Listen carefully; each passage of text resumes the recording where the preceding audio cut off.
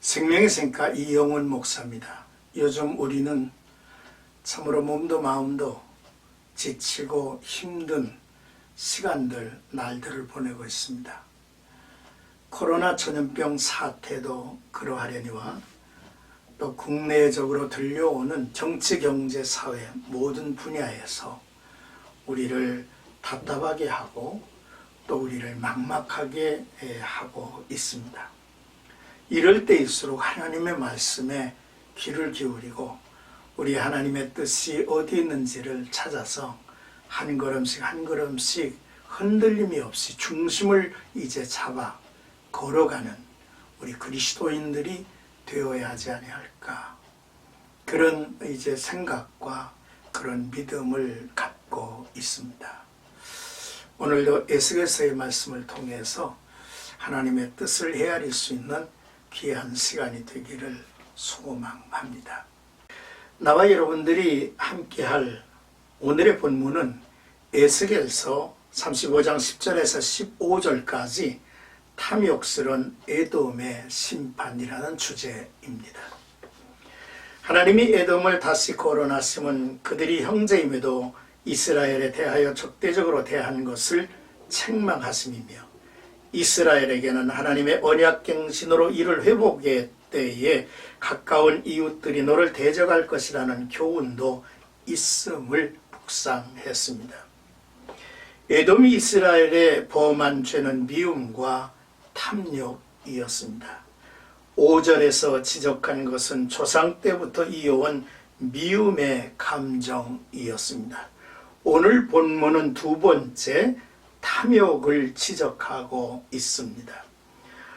우리가 세상 속에서 다스려야 할 죄악 중에 두 가지, 미움과 탐욕을 가볍게 보지 말아야 합니다.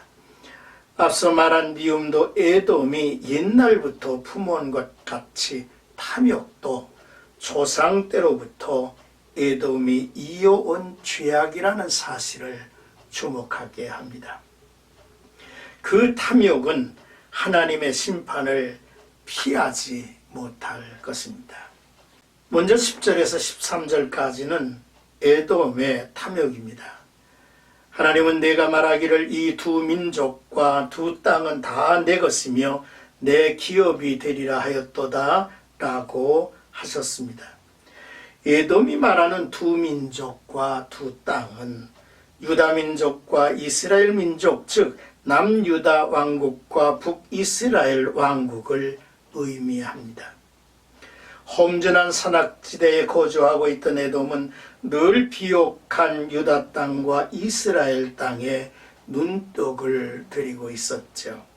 그러던 중에 북이스라엘이 아수르에 의해서 멸망을 당하고 유다 백성들은 바벨론에게 포로로 잡혀가는 상황을 저들은 보았습니다.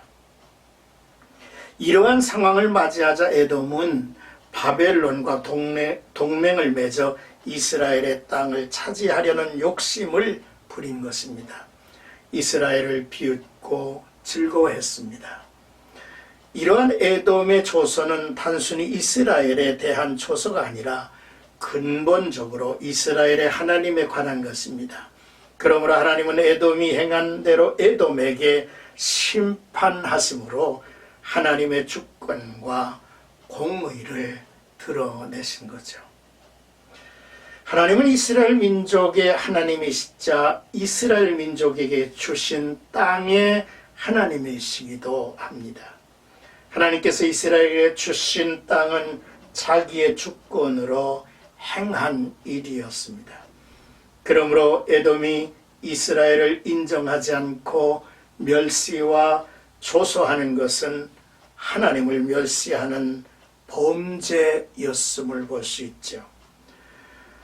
우리는 다음 구절, 그러나 여호와께서 거기 계셨느니라, 또 심판할 때에 나를 알게 하리라, 너희가 말한 것을 내가 들었노라 라고 하는 말씀을 우리는 좀 더 주목해야 합니다.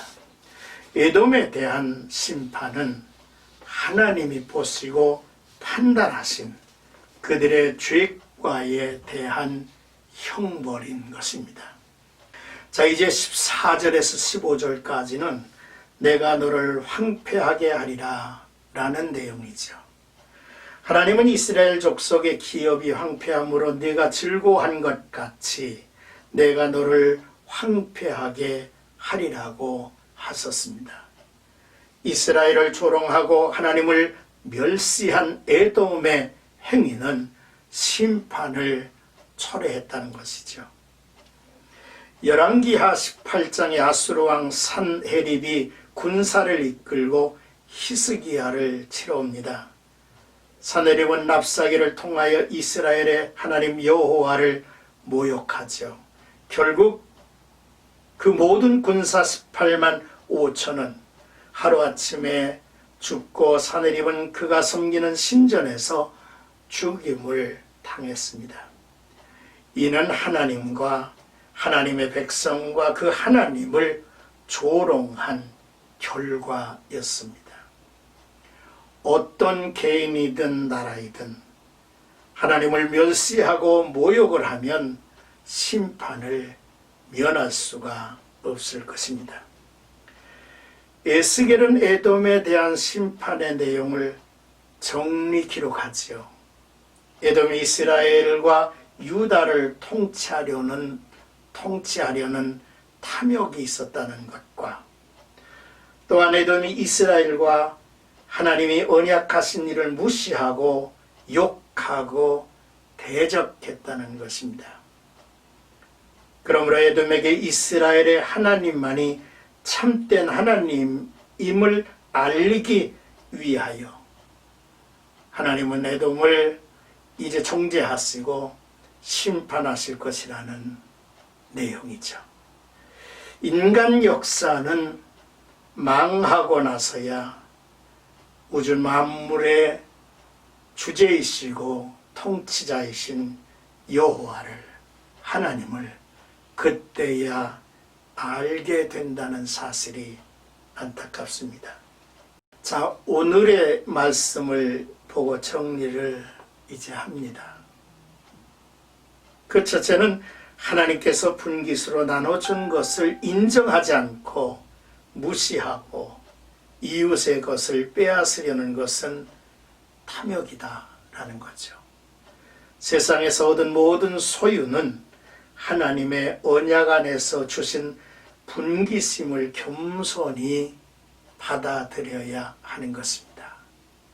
그리고 나의 분깃을 잘 지켜나가고 또 남의 분깃을 인정할 수 있는 그러한 인물이 되어야 한다는 것입니다. 또한 하나님은 우리 가운데 계시고 세상 사람이 말하는 것, 주장하는 것을 현장에서 듣고 계신다 하셨습니다.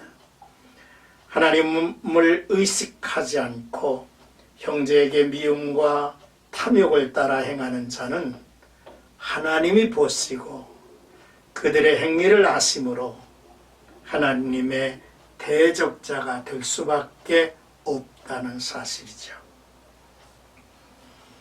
이뿐 아니라 하나님은 자기가 약속하신 바를 끝까지 지키시는 분이라는 사실입니다. 이스라엘을 지켜오신 분도 하나님이시고 그들의 죄를 책망하시고 흩으신 분도 하나님이시고 또한 그들을 다시 돌아오게 하시고 약속하신 땅에서 그 언약을 갱신하시고 회복하시겠다는 분도 하나님이심을 우리는 믿어야 합니다. 또한 이스라엘이 긍휼을 입고 약속의 땅으로 돌아와 성전을 짓고 또한 성을 쌓을 때에 대적하는 이들, 위협하는 세력이 이웃들에게서 나타날 것임을 알아야 합니다. 그리고 담대하게 언약 아래서 하나님의 뜻을 이루어 가라고 하는 교훈을 우리에게 주고 있죠. 시편 12편 7절의 말씀을 보면 여호와여 그들을 지키사 이 세대로부터 영원까지 보존하시리이다 라고 시인은 주님을 노래했습니다. 오늘도 나와 여러분들이 참으로 하나님의 말씀에 귀를 기울이고 그분의 언약 아래서 변함없이 하나님의 뜻에 마음과 생각, 우리 삶의 모든 현장에서 그 뜻을 따르고 또 순종하는 귀한 백성들 되시기를 주님의 이름으로 축복합니다.